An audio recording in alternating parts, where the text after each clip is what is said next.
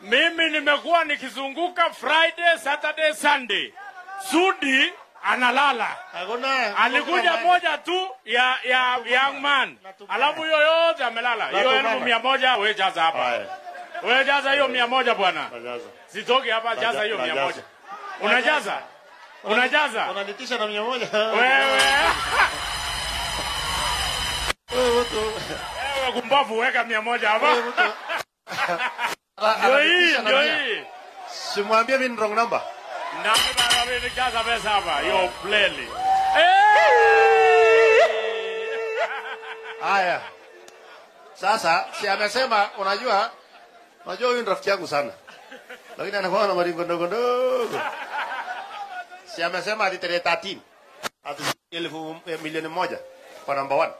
Alafu number 2 500. Alafu number 3 200. Mimi vijana nataka nitangaze hapa. Number 1 inaongeza 1,000,000. Number 2 inaongeza 500. Number 3 inaongeza 200. So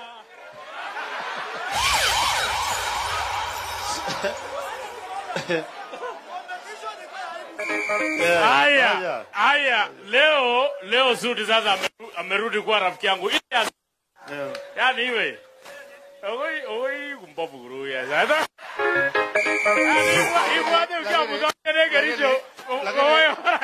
Lakini mama kumbavu waziri ndiko sisi.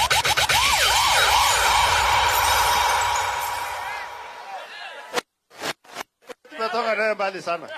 Ni mti yangu hii. Unajua shida ya huyu nataka kingpin na mimi sitaki kingpin. Sasa hapo ndo tuna sasa kama wewe hutaki zupeane. Ama namna gani? Unajua huyu wakati nikioa. Sema. Wacha usema wakati ukioa.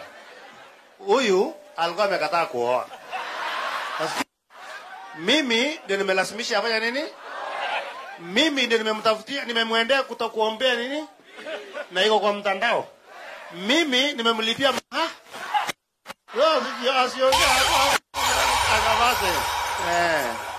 Ayawaze. Ama akatae sahi. Tutoe video. So ni mti yangu.